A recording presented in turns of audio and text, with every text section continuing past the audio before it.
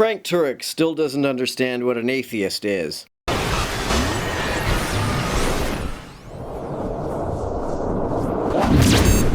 Ladies and gentlemen, do atheists merely lack a belief in God? I hear that a lot from atheists. For a number of reasons, no. I highly doubt that you've ever heard from any atheist that being an atheist means merely lacking a belief in a God. There are atheists who define the word as meaning that they lack a belief in a God, but to say that being an atheist means merely lacking a belief in a God implies that people who assert the non-existence of a God are not atheists, which no atheist believes to be the case. Number one, if the word atheism merely means a lack of belief in God, then that really just says something about the atheist state of mind. It's not saying anything about the real world out there. It's not saying, well, the real world doesn't need a God. It's just saying, I psychologically don't have a belief in God. Well, that's not saying anything about whether or not God exists. Yep. What's your point? Why is that a problem?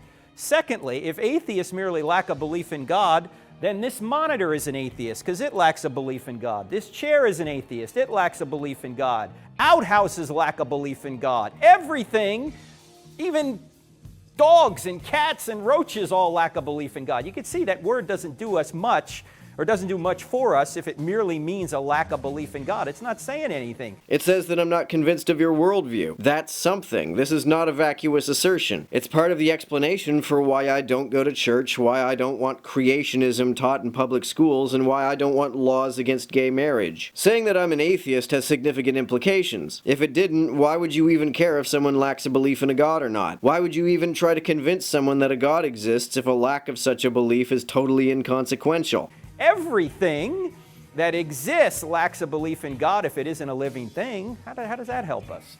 But thirdly, and maybe most importantly, atheism is not merely a lack of belief in God, because the atheists I know about, the atheists that I deal with in the book, Stealing from God, Why Atheists Need God to Make Their Case, are saying they have positive reasons to be atheists. In other words, they're saying that materialism is true, that everything is made of molecules and there is no immaterial realm, there is no supernatural realm. Nope, I don't say that and I can't say that. I have no idea what an immaterial realm or a supernatural realm even is, so I have no idea what it means to say that they do or do not exist. And they try and explain these things by evolution and multiple universes and quantum vacuums and these kind of things. Your tone of voice seems to suggest that you think all of these ideas are nonsense, despite the fact that they are still more coherent than the idea of a timeless, spaceless, disembodied mind.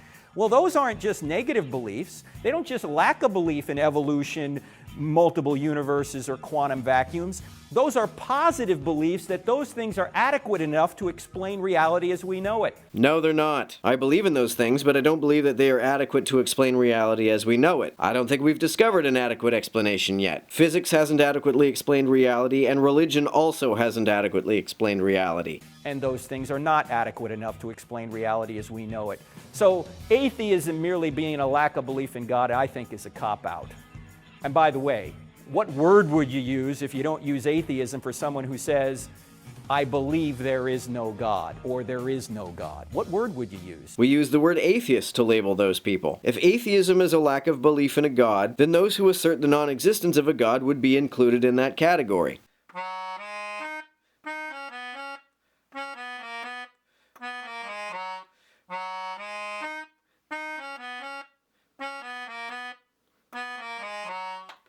I don't know if you've heard, but I do have a Patreon.